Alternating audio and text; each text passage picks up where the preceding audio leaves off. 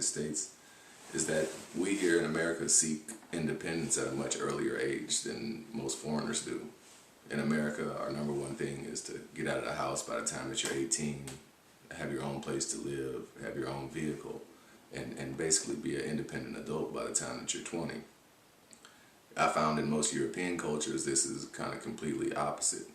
Most of the kids do seek independence, but they're given more freedoms. But along with this, they're actually staying at home and commuting and going to college. So the parents have a better kind of grasp on what they're doing day to day, not sending them off to college and then that's the last time they hear from them in months. The second thing which allows this to happen is that the infrastructure of Europe is a bit different than here in the States. Here in the States, to go visit a friend, you have to get in your car and drive 15 minutes. Most of the people in Europe, they don't own vehicles, and if they do, they're really small and just to get around in the city. So their use of public transportation, trains, light rails in the city and things like that are some of the things that allow them to do this. I think America's a little bit behind as far as that goes, but I think that we're catching up with some of the investments that we're making in the country as far as clean energy, renewable resources and things like that. Another cultural difference that I found living abroad is that we as Americans sometimes have a small view of world history. Everyone that I've encountered that was an English-speaking person actually knew a lot about American history. And I sometimes felt ashamed because I didn't have as much American history as they would. They would know 25 things about my country, and maybe I would know 2 things about their country. And somehow that just doesn't seem to be correct.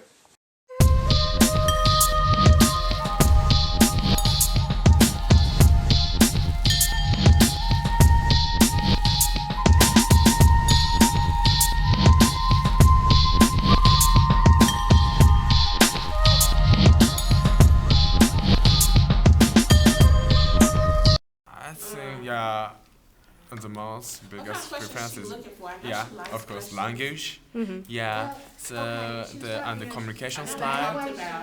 So how when I do communication with, of course I have to say English, and in Japan I say the Japanese. But I'm not good at speaking English, so at first I felt really nervous. And Japanese people almost everyone cannot speak English fluently, so I was really confused. But this in my case I didn't get used to speaking English.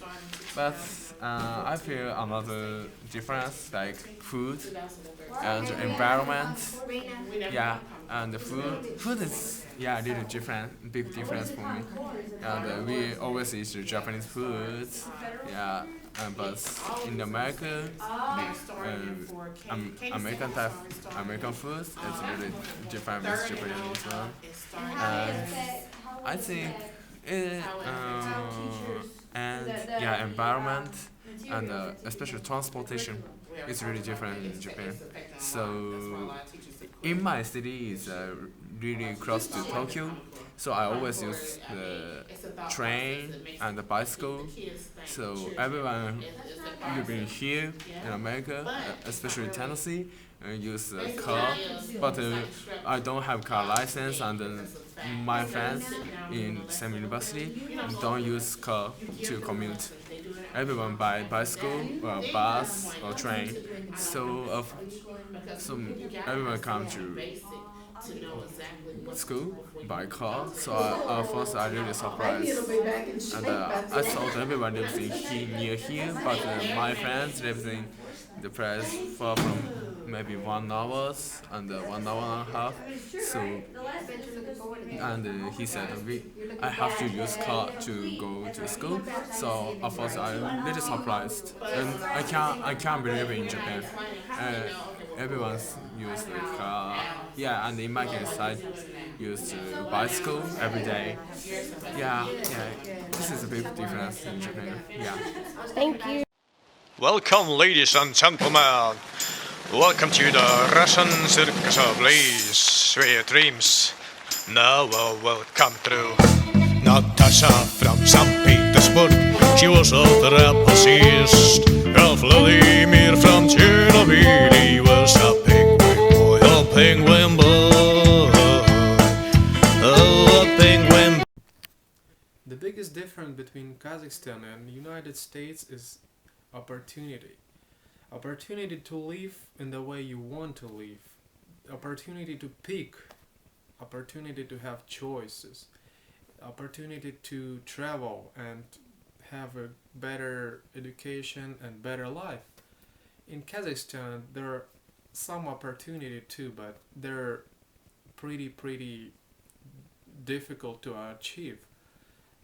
You have to have money in Kazakhstan and you will have the same opportunities, but still that will be different. Different mentality makes the achievement of opportunities you want a little difficult in process.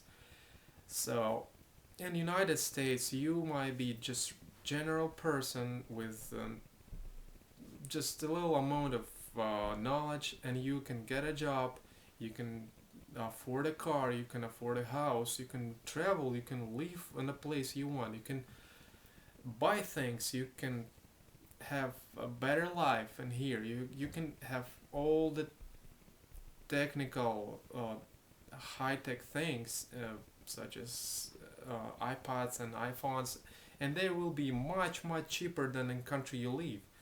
And I think it's a major reason for people from developing countries coming here to United States to get these opportunities for them. That's it.